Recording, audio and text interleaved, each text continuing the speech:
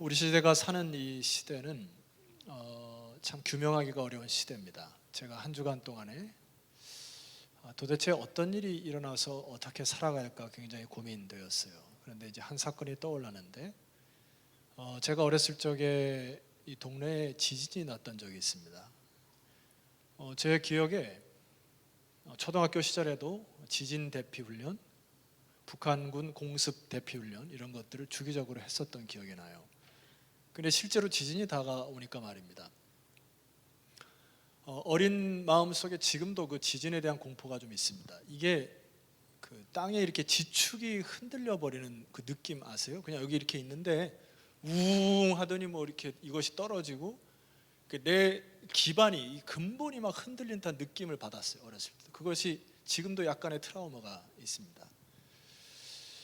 멀쩡했던 집들이 무너지기도 하고 축사가 무너져서 그 돼지똥 막 소똥들이 막 흘러나오기도 하고 그다음에 담벼락들이 기울어서 넘어지기도 하고 빌라 같은 것들을 막 금이 가가지고 그래서 그 모든 것을 회복하는데 수년 동안에 많은 마을 사람들이 힘을 다해서 재건 사업을 했던 기억이 납니다.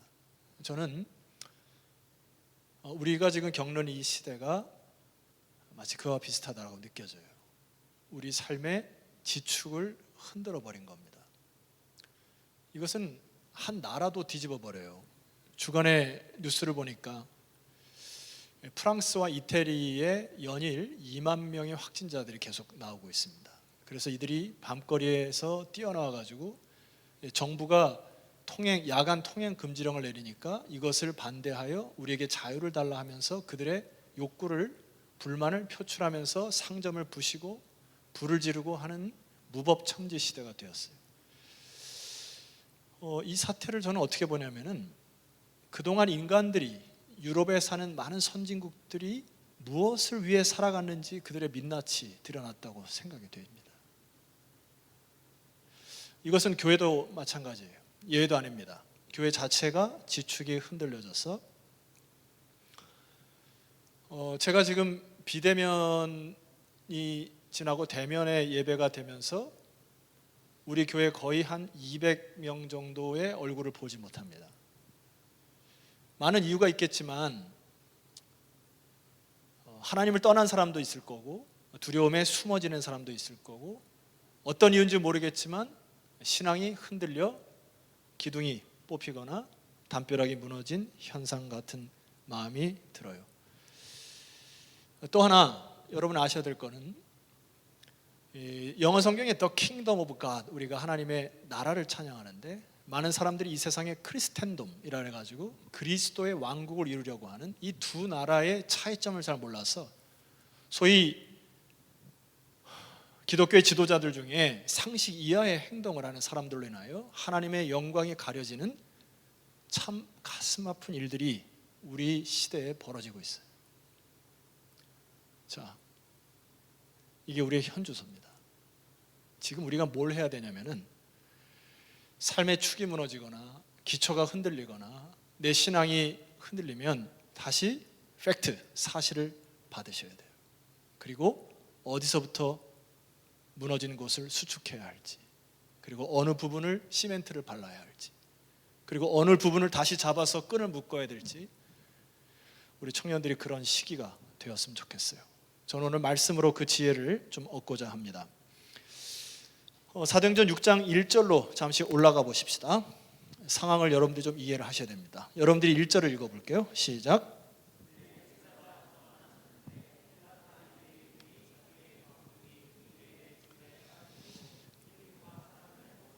제자들이 많아졌는데 상대적으로 여기 보니까 사람들을 원망하는 일들이, 이 갈등들이 일어나기 시작했어요.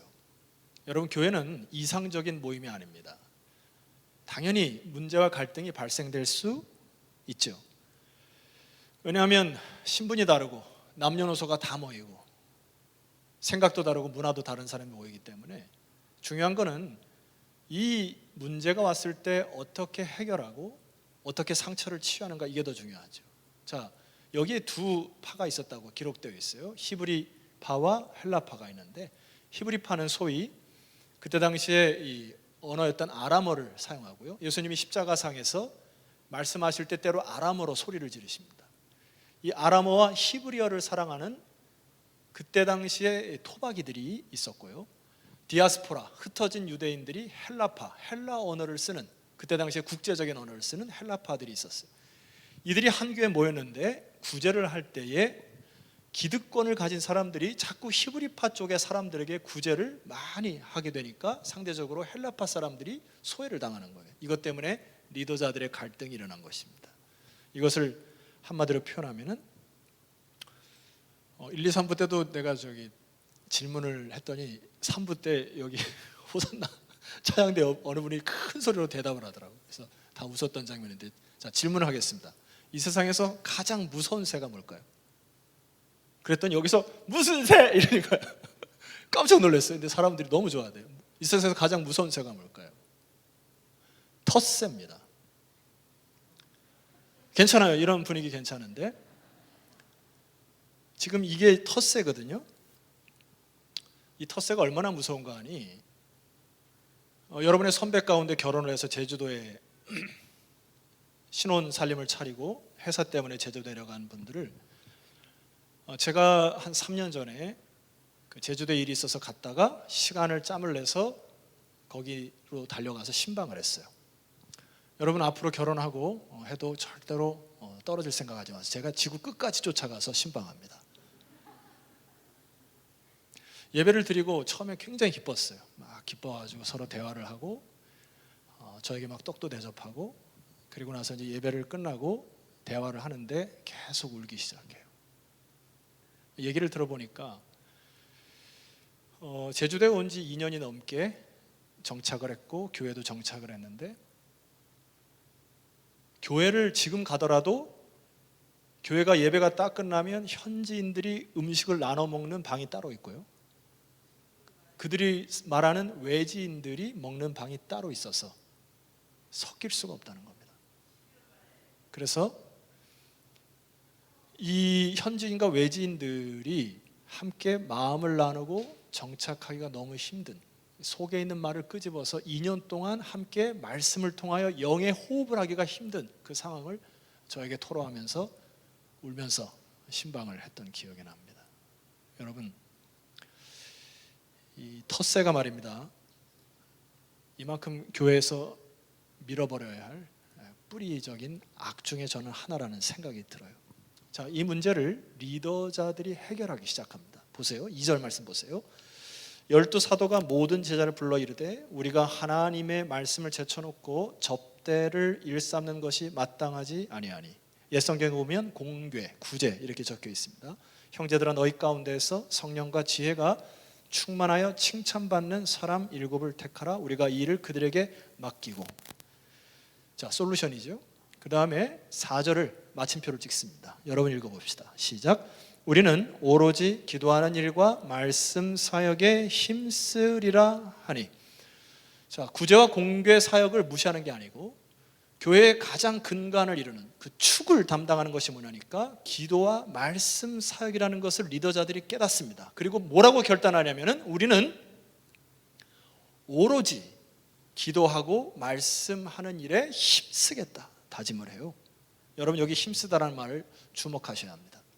힘쓰다라는 말을 헬라어를 보면 두 가지 용례가 있어요. 첫 번째는 땅이 쩍쩍 갈라진 곳에 물을 붓고 호미로 땅을 갈궈서 다시 땅이 살아날 수 있도록까지 힘쓰고 애쓰는 것을 바로 힘쓰다 이야기를 하는 겁니다.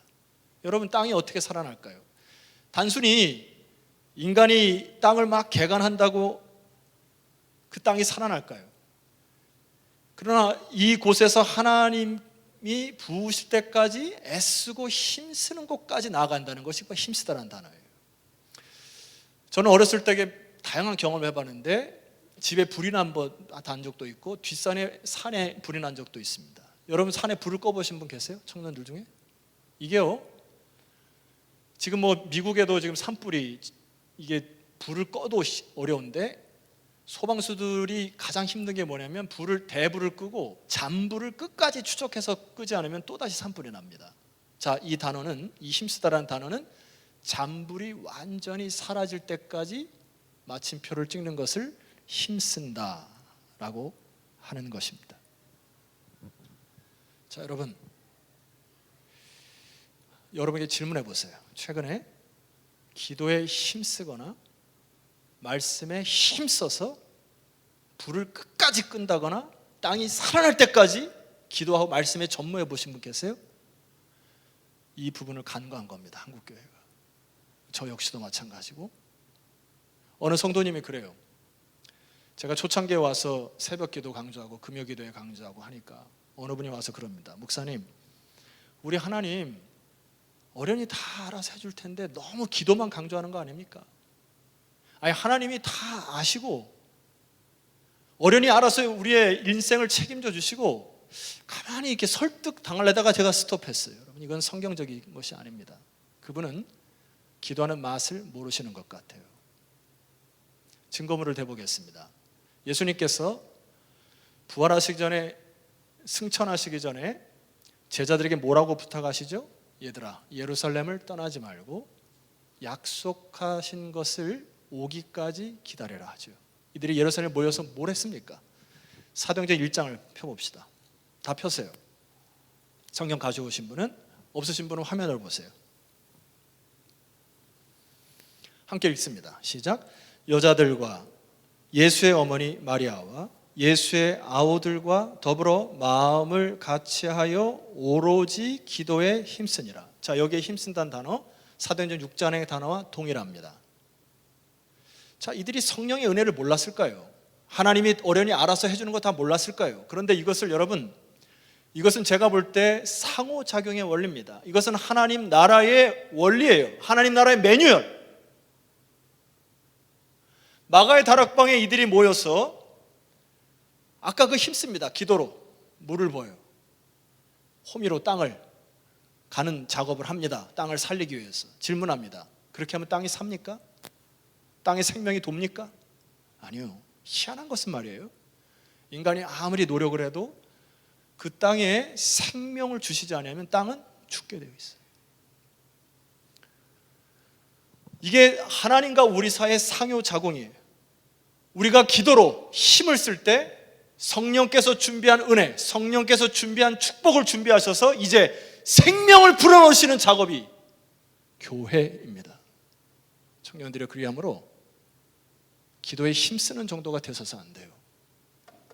오로지 기도에 힘쓴다. 갈라진 마음이 살아날 때까지, 영적 부흥이 다시 짚혀질 때까지, 관계들이 회복될 때까지 기도에 힘써서 그 맛을 회복하는 저와 여러분 되었으면 좋겠어요. 아멘입니까? 두 번째요, 말씀에 힘써야 할 이유가 무엇입니까? 자, 6장, 사도행전 6장으로 넘어왔어요. 7절을 천천히 또박또박 같이 읽읍시다. 부탁해요. 할 때는 같이 합시다. 놀 때 같이 놀고, 축구할 때 같이 축구하고, 좋은 카페 갈 때 가서 같이 커피 마시고, 커피 한 잔 사줄게. 선착순 10명. 자, 6장 7절 같이 읽어봅시다. 자, 시작. 하나님의 말씀이 점점 왕성하여 예루살렘에 있는 제자의 수가 더 심히 많아지고 허다한 제사장의 무리도 이도에 복종하니라. 여러분, 순서를 기억하셔야 합니다. 첫 번째 순서가 뭐예요? 하나님의 말씀이 점점 왕성하여지는 단추가 끼워집니다. 그 다음에 일어난 그 다음에 일어난 현상이 뭡니까? 예루살렘에 있는 제자의 수가 많아지기 시작해요.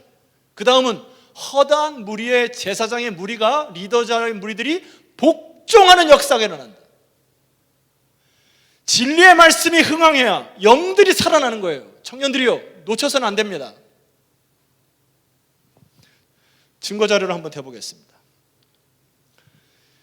미국의 유명한 교육부 장관 중에 한 분이 윌리엄 베넷이라고 하는 미국의 교육부 장관이 1960년대, 70년대 교육부 장관을 하신 분입니다. 이분이 문화 측정 지수라고 하는, 그거를 이제 많은 컨설팅 회사에다 주문을 해가지고 문화 측정 지수에서 교사가 학생들의 문제점이 무엇인가를 데이터를 쭉 뽑아놓은 장면들을 책을 읽었던 기억이 나요. 1960년대와 1990년대를 이렇게 비교하여 자료를 제출합니다. 1960년대 교사들이, 학생들이 학교에서 문제점의 리스트를 이렇게 적어요. 자기 차례가 아닌데 끼어들여서 말하기, 교실 안에서 껌 씹기, 수업 시간에 떠들기, 복도로 뛰어다니기, 차례 안 지키기, 규칙에 어긋나는 복장하기, 쓰레기를 아무데나 버리기. 이것이 그 시대의 문제점이었어요. 제가 청소년 때도 말입니다. 선생님이 교무주임, 요즘 학생 주임이 요즘 자들고 서 있습니까? 교문에?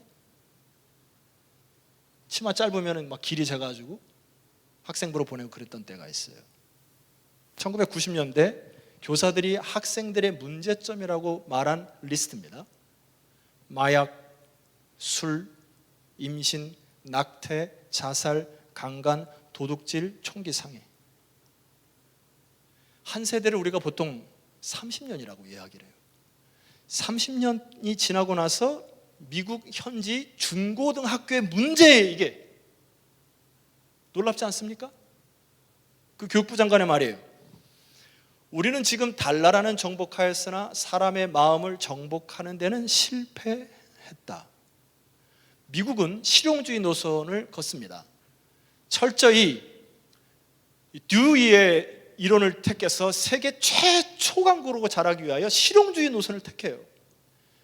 초인류 성공, 번영, 물질, 이것으로 교육의 패턴이 바뀌어버렸습니다. 그리고 났더니 고등학교의 문제점이 입에 담기조차 어려울 정도로 사회 문제가 되어버렸어요. 수많은 교육가들의 평가가 무엇인가 하니 미국이란 나라가 성경을 가르치기를 게을리함으로 서서히 사회는 타락하기 시작했다고 대다수 교육가들이 이야기를 합니다. 청년들이요, 질문 하나 더 합니다. 대답해 보세요. 말세가 도대체 뭡니까?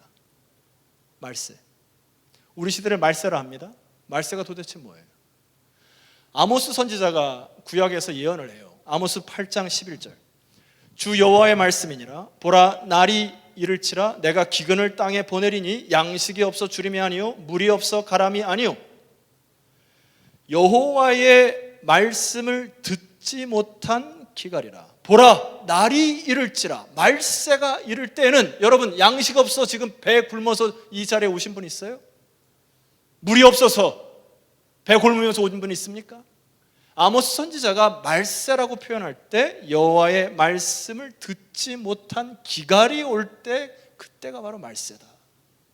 동의합니다. 기독교 서점을 가거나 유튜브를 통해서 여러분들은 다양한 설교자와 세미나 혹은 아티클, 책들을 읽을 수 있어요. 질문합니다. 하나님이 여러분에게 정확하게 말씀하는 그 말씀이 주중에 어떤 것인지 나한테 얘기를 해보시라고요. 청년들이요, 주께서 아침에 일어나 하나님의 말씀을 묵상할 때 여러분의 영혼에게, 여러분이 선택할 것에, 수많은 관계 속에 정확하게 여러분의 영혼에게 말씀하신 말씀이 있냐고요. 이 말씀이 없으면 망합니다. 새롭게 하소서라는 프로가 있어요. 우리 기독교인들이, 선배들이 간증을 하고 또 그곳에서 믿음을 얘기하는, 여러분에게 추천 하나 드립니다. 브라이언 박이라고 하는 목사님이 계신데, 다 설명드릴 수는 없고, 이 브라이언 박 목사님의 새롭게 하소서 타이틀이 뭐냐니까, 저는 돈 많고 성공한 쓰레기였습니다. 이게 타이틀이에요. 하나님을 모르고 미국의 증권가에 가서 돈을 끌어모으다시피 돈을 얻었다가 뒤늦게 하나님을 만나 자기가 하나님 없는 인생은 돈 많고 성공한 쓰레기 같은 인생을 살았다고 고백을 해요. 청년들이요, 여러분이 지금 청년 세대의 경쟁 사회에 뛰어들 것입니다. 직장 혹은 더 높은 공부, 말씀에 중심이 없다면 여러분 똑똑한 쓰레기예요. 하나님의 말씀에 들리지 않는다면 여러분들은 성공한 쓰레기가 될 확률이 높습니다. 청년들이요, 그러므로 우리들이 지금 이 순간에 회복해야 될 것은 뭐냐니까, 제가 개인적으로 코로나가 터진 이후에 올해를 쭉 지나면서 최근에는 제가 아까베를 하면서 개인적으로 굉장한 많은 회개를 하고 있습니다. 여러분, 매일 녹화 방송을 통해서 여러분들에게 전달하는 거 쉽지 않아요. 수차례 고비가 있습니다. 100회를 하면은 끝낼까? 좀 쉴까? 200회를 제가 휴가 가서도 했어요. 여러분 휴가 가서 하기 쉽지 않습니다. 예. 200회를 하면서 유혹이 와요. 그거 끝낼까? 그래, 혁자야. 목사님 말하고 그 다음 끝나고 얘기하자. 알았지? 오케이. 오케이. 땡큐. 그래서 200회를 끝나고 좀 쉴까 그러는데 솔직한 심정으로 이 말씀의 넓이와 깊이가 엄청난 거예요. 제가 공부하고 연구할수록 솔직한 말이에요. 야, 이 말씀을 내가 몰랐구나. 여기에 이 말씀이 있었네? 부끄러워서 말입니다. 계속 하기로 했어요. 감동도 없으시네요. 나는 힘들고 외로워서 지금 말하는데. 청년들이요, 내년도 많은 일들이 있지만 여러분에게 두 가지 부탁합니다. 기도와 말씀하는 일에 청년들이 힘을 다했으면 좋겠어요. 이 일로 인해서 변화가 좀 있을 겁니다. 내년도 청년부가 조금 체제는 바뀌지 않지만은 청년 1부와 2부를 한 체제 안에서 교육과 양육 시스템을 만들 거예요. 그래서 부감님들을 한 2분 정도 세워서 청년 1부의 부감과 청년 2부의 부감을 세워서 여러분을 교육과 양육하고 관리하는 데 최선을 다할 겁니다. 교육자들도 한 분이 오셔서 청년부를 리드하지만은 교육과 양육에 힘쓸 교육자를 모셔서 함께 청년부를 세워가려고 합니다. 그래서 총회 전에 여러분 부탁해요. 한 체제는 유지하지만은 교육과 양육은 2체제로 갈 생각이에요. 이거는 목회적으로 결정한 겁니다. 그래서 여러분들이 총회를 앞두고 선거를 하고 투표할 때 이 법을 바꿔야 될 규칙을 바꿔야 되기 때문에 혹시 지인들에게 총회 전까지 이 위임할 수 있는 위임권을 달라고 얘기를 하세요. 그럼 임원들이 그것을 받아다가 정족수가 채워져야 되니까 법 개정을 통과하고 내년도에 새로운 체계로 나아가려고 합니다. 목적은 단 하나예요. 뭐지요? 오로지 기도와 말씀 연구를 통하여 여러분의 마음과 생각을 완전히 토대로 잡고 있는 1년으로 출발해보고자 합니다. 기도하시고 도와주세요. 청년들이 함께 힘을 받을 수 있도록. 두 번째 살펴볼 게 있어요. 자, 우리 6장 1절로 다시 가면 좋겠습니다. 제가 평소에 이 6장 7장을 쭉 읽었는데 그냥 쉽게 잊혀진 단어 하나가 있습니다. 여러분 눈으로 한번 스캔을 쫙 해보세요. 힌트 안 알려줄 겁니다. 제 눈에 간과되었던 한 단어가 탁 떠올랐어요. 뭘까요? 힌트 드릴게요. 1절, 그때의 제자가 더 많아졌는데. 2절, 12사도가 모든 제자를 불러 이르되. 7절, 하나님의 말씀이 점점 왕성하여 예루살렘 제자의 수가 더 많아지고. 어떤 단어일까요? 제자라는 단어입니다. 저를 주목해 주세요. 누가는, 사도행전 저자 누가는 많은 단어 중에 예를 들어 믿는 자, 그리스도인, 하나님의 백성 중에 굳이 왜 제자를 계속 언급했을까? 초대교회의 부흥의 원동력은 제자입니다. 무리가 아니고 예배자도 아니고 이렇게 얘기하는 것 같아요. 교회가 교회답고 건강한 것은 그 예배에 몇백 명이 모여 하나님께 예배 드렸는가가 아니고 그 안에 그리스도의 제자가 몇 명인가로 드러난다는 것 같아요. 제자가 뭐예요? 제자는 학생이 아닙니다. 학교에서 지식을 받는 학생이 아니고, 여기 제자라는 단어 기억하세요. 마테테스라고 하는 단어는 헬라어에 이것은 스승의 뒤를 따르는 사람이라는 뜻입니다. 뭐라고요? 스승의 뒤를 따르는 사람. 스승의 말, 그의 언어, 그의 행동, 스승을 존경하여 그대로 따르고 말하고 살아가는 사람을 제자라 하는 거예요. 여러분에게 질문해야 합니다. 코로나 시대에 나는 하나님 앞에 제자인가? 아니면 무리인가? 예배를 드리는 사람인가? 예배를 보는 사람인가? 내 안에 성령의 충만함으로 하나님의 말씀을 사모하는 영이 있는가? 아니면 예배를 때우는 정도의 신앙 수준인가? 보셔야 됩니다. 제가 오늘 여러분 제자 한 분 스데반이라는 인물을 통해서 제자의 상태, 중심, 자세를 여러분에게 말씀드리고 설교를 마감할까 합니다. 자, 첫 번째 6장 5절입니다. 읽어봅시다. 시작. 온 무리가 이 말을 기뻐하여 믿음과 성령이 충만한 사람, 거기까지.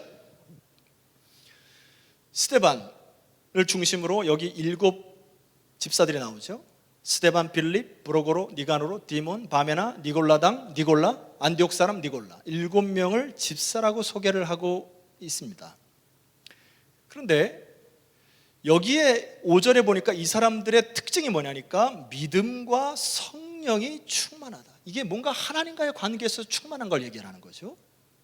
자, 이게 제자의 상태인데 여기에서 사용하는 그 집사라는 단어는 사실 어울리진 않아요. 오늘날 우리가 교회 안에 집사라는 단어를 사용합니다. 여러분, 집사라는 단어는 영어의 디콘이라고 얘기를 해요. D-E-A-C-O-N. 이것은 헬라어의 디아코니아에서 언어가 유래가 됩니다. 여러분, 디아코니아라는 단어는 동사인데요, 6장 1절에 보면 그때의 제자가 더 많아졌는데 헬라파 유대인들이 자기의 과부들이 매일의 구제에 빠짐으로, 여기 구제라는 단어가 디아코니아입니다.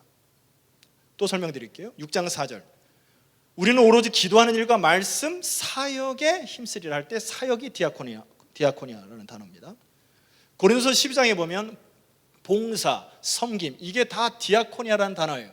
그래서 이 디아코니아를 잘하는 사람들을 세워서 여기 디아코니아를 이제 끝 어미를 오스를 붙이면 사람이 되거든요. 명사가 됩니다. 그래서 디아코노스가 바로 여기 7 사람들이에요. 오늘날 집사라고 표현하기가 부끄럽습니다.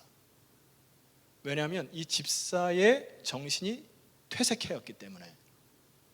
성경에 사도 바울이 자기를 디아코노스라고 13번을 표현을 해요. 이 디아코노스라는 단어는 어디에 쓰여 있을까? 한 군데만 찾아보도록 하겠습니다. 골로새서 1장 23절 화면을 봅시다. 만일 너희가 믿음에 거하고 터 위에 굳게 서서 너희 들은 바 복음의 소망에서 흔들리지 않으면 그리하리라. 이 복음은 천하 만민에게 전파된 바요, 나 바울은 이 복음에 다 같이 읽읍시다. 시작. 일꾼이 되었노라. 여러분, 일꾼이라는 단어가 디아코노스라는 단어입니다. 여기 일꾼은 믿음과 성령이 충만한데, 이때 당시에 디아코노스라고 단어가 사였던 용례를 2가지로 말씀드릴게요. 첫 번째는 심부름을 받아서 시종 드는 사람, 디아코노스입니다. 또 하나, 주인의 음식이나 주인의 시중을 드는 시중 드는 사람. 여러분, 옛날 중세 유럽 시대에 머릿속에 한번 떠올려 봅시다. 저를 집중해 주세요. 거의 다 왔습니다. 주인이 식사를 할 때 옆에 있는 하인이 이렇게 수건 같은 걸 걸고 물을 따라드리고 음식이 흐르면 주인도 모르게 빨리 가서 물을 닦고, 주인이 일어나면 의자를 빼고 주인이 걸어가면 뒤에 따라다니는 사람 있죠. 이 사람을 디아코노스라고 합니다. 서비스맨. 스데반이 제자로서 부르심을 받았을 때 믿음과 성령이 충만했다. 그리스도가 말하면 말하는 대로 순종하기 시작했다. 주님의 주인 되신 주님이 뭐라고 얘기하면 순종하는 그 자세로 시중드는 사람으로. 자, 오늘날 이 한국 교회 안에 수많은 직분들이 있어요. 많은 부분이 퇴색되어 보입니다. 여러분들이 총회를 할 때에도 일꾼을 뽑을 때 중요한 잣대 중에 하나는 이겁니다. 하나님 앞에 수종드는 사람, 주께서 뭐라 얘기할 때 생명 바쳐 일을 할 수 있는 사람, 하나님과의 관계, 믿음과 성령이 충만한 사람. 이 사람을 제자들 중에 뽑아서 7 사람을 세워 최초의 조직교회를 만듭니다.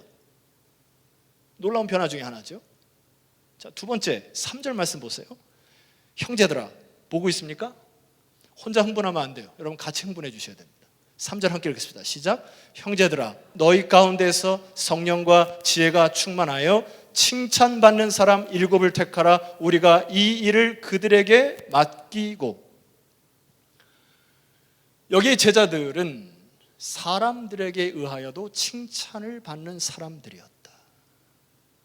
그들의 겸손한 모습, 사람을 섬기는 모습, 다른 사람을 이해하고 배려하는 모습, 마치 그리스도의 주인을 닮아가는 모습 때문에 많은 사람들이 칭찬하였던 그들을 세워 구제와 공개하는 일을 시작했다. 마지막 세 번째입니다. 8절 말씀 보면 이제 8절부터 스데반의 마지막 클라이막스가 다가옵니다. 보세요.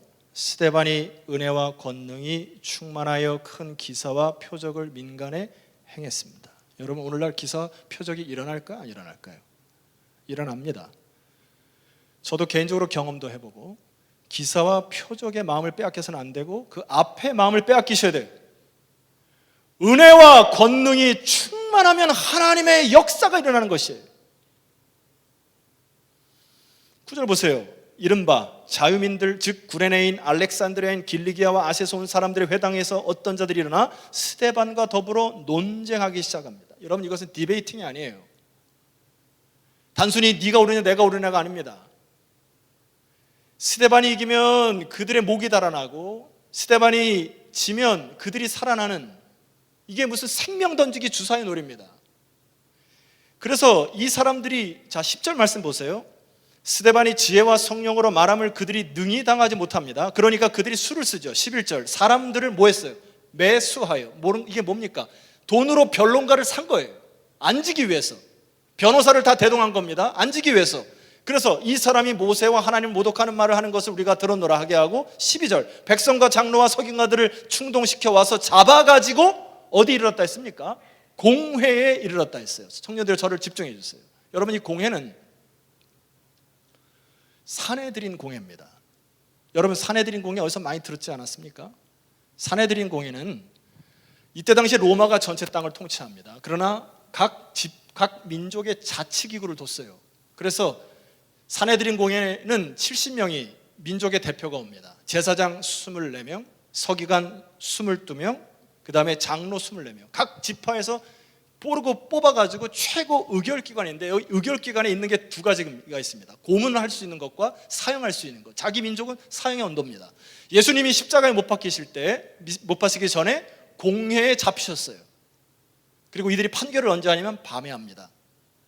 여러분, 법상으로 판결은 밤에 해서는 안 되는 거예요. 이들의 법은. 그러나 이들은 산헤드린 공회에서 결정하면 결정하는 겁니다. 공갈, 협박, 고문. 산헤드린 공회에서 눈에 가시처럼 걸린 사람 하나 들어오면 죽는다는 걸 아는 거예요.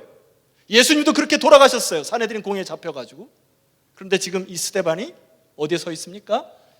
70명의 장로, 24명의 장로, 22명의 서기관, 24명의 제사장 앞에 서 있습니다. 근데 여러분, 8절 이하에 쭉 말씀 보세요. 스데반이 전혀 주눅들지 않습니다. 쫄지도 않아요. 타협하지도 않습니다. 다음 주에 살펴볼 사도행전 7장은 그들 앞에서 스데반이 진리를 선포합니다. 많은 사람들이 스데반을 주목하기 시작해요. 15절 말씀 보세요. 공회 중에 앉은 사람들이, 아시겠죠? 산헤드린 공회에 앉은 모든 사람들이 다 스데반을 주목하여 보니 그 얼굴이 천사의 얼굴과 같더라. 어떻게 이럴 수가 있어요? 지금 스데반은 도간에 든 쥐입니다. 고양이 앞에 언제 죽을지 몰라요. 사나운 짐승 앞에 먹잇감으로 잡혔습니다. 무시무시한 산헤드린 공회 앞에 이 사람들이 찍으면 살아나는 것이 없을 최고의 의결기관 앞에 서 있어요. 그런데 스데반의 얼굴이 천사의 얼굴과 같았다. 이게 제자의 모습이에요. 타협하지 않아요. 도대체 이 힘이 어디서 났을까? 7장으로 넘어가 봅니다. 7장의 55절을 보시면은 54절부터 볼까요? 그들이 이 말을 듣고, 스데반의 설교 말씀을 듣고 마음에 찔려 그를 향하여 이를 갈거늘. 55절입니다. 스데반이 성령 충만하여 뭐 하기 시작합니까? 하늘을 우러러 주목하여 하나님의 영광과 및 예수께서 하나님 우편에 서신 것을 보았어요. 질문합니다. 청년들이요. 저를 집중해 주세요. 다 끝났습니다. 지금 이 순간만 집중했을까요? 스데반이. 예수 그리스도를 안 이후에 스데반은 세상과 타협하지 않아요. 물러서지도 않습니다. 사내들인 공에 잡혀도 그들이 아무리 권세가 있어도 예수 그리스도의 권세를 아는 스데반은 양보하지 않아요. 늘 삶 속에서 주를 바라보고 주목하여 수많은 어려움과 난간을 회복했을 때마다 예수 그리스도가 권능이 자기를 힘을 준 것을 느낀 자가 이제 죽음 앞에 곧 죽습니다. 스데반은 절대 쫄지 않고 좌절하지 않고 낭망한 그 힘의 근원이 뭘까요? 오늘 이 55절에 보니까 어떤 주석학자가 이렇게 얘기를 하더라고요. 가만히 보세요. 여러분, 예수님이 쓰셨습니까? 안 드셨습니까? 쓰셨어요. 보통 우리가 구약에서 내려올 때 하나님 보좌 우편에 앉아 계시다가 이렇게 써요. 근데 여기 스데반이 죽을 때 말입니다. 어떤 주석가에 보니까 사랑하는 자기 제자 스데반이 이제 돌로 당할 그 현장 속에 예수님이 천상에서 벌떡 일어나셔서 스데반을 그의 평안의 손으로, 은혜의 손으로, 강한 손으로 도우시는 걸 스데반이 목격한다.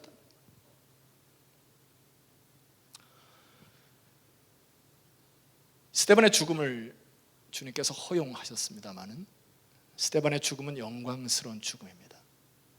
유대에 꽉 묶였던 복음에 터지지 못하는 이 상황이 스데반의 순교를 통하여 이제 이방인에 흘러가는 본물이 터지는 사건이 스데반의 순교의 사건이에요. 모든 시선을 주께 드리고 살아가는 자들이 제자들입니다. 다시 질문할게요. 청년들이요. 여러분 제자입니까? 무리입니까? 오로지 기도에 힘쓰는 청년들이 되었으면 좋겠어요. 그리고 말씀의 승부를 거세요. 말씀에 기초함이 없는 학식 쓰레기입니다. 여러분이 아무리 세상적으로 성공하고 아무리 세상적으로 잘 나가도 하나님이 없는 성공은 다 쓰레기예요. 무관중 시대에 많은 스포츠들이 펼쳐지죠. 그러나 유독 무관중 시대에도 열심을 다하는 사람은 딱 한 부류입니다. 누굴까요? 선수들입니다. 선수들은 관중이 보지 않아도 힘을 다합니다. 왜일까요? 연봉. 관중이 없다고 해서 설레설레 하지 않아요. 자기의 모든 기록이 남습니다. 전 국민들이 생중계를 보고 있어요. 그래서 이 선수들은 타협하지 않죠. 힘을 다합니다. 여러분들은요? 누가 안 봅니까 지금? 천군 천사들이 다 보고 있어요. 하나님, 여러분 주변에 아무도 없다고 생각할지라도 하나님께서 여러분을 응원하심을 믿으십시오. 하나님 보고 계십니다. 기록을 천상에 다 기록할 거예요. 예수 그리스도의 이름으로 능력받고 그리스도의 이름으로 희생하고 그리스도의 이름으로 속상해하고 그리스도의 이름으로 인내하고 참고 절제하는 모든 것 주께서 다 신원하실 것입니다. 마지막 날 최종 휘슬 불 때까지 믿음의 신앙의 선수로 예수 그리스도의 제자로 영광스러운 주님 앞에 섰으면 좋겠습니다. 아멘이시죠? 그렇게 삽시다. 청년들 이제 모이면 다른 거 생각하지 말고 교회에 두 가지 기초를 빨리 세우세요. 기도에 힘쓴다 이게 아니에요. 오로지 기도에 힘써 물을 계속 들이비는 겁니다. 땅을 계속 파야 돼요. 어느 순간 성령께서 숨을 훅 불어주셔서 갈라진 여러분의 마음이 희락과 기쁨과 평강으로 채워질 때까지 기도하셔야 합니다. 말씀으로 인생을 다시 세우세요. 1년 동안, 내년 1년 동안 씨름합시다. 저 역시도 청년부를 도우려고 해요. 여러분 교회 본질, 신앙의 본질을 빨리 회복하셔서 코로나 시대에 말씀으로 돌파하는 우리 청년부 되기를 주 이름으로 축원합니다. 기도합시다. 이 시간에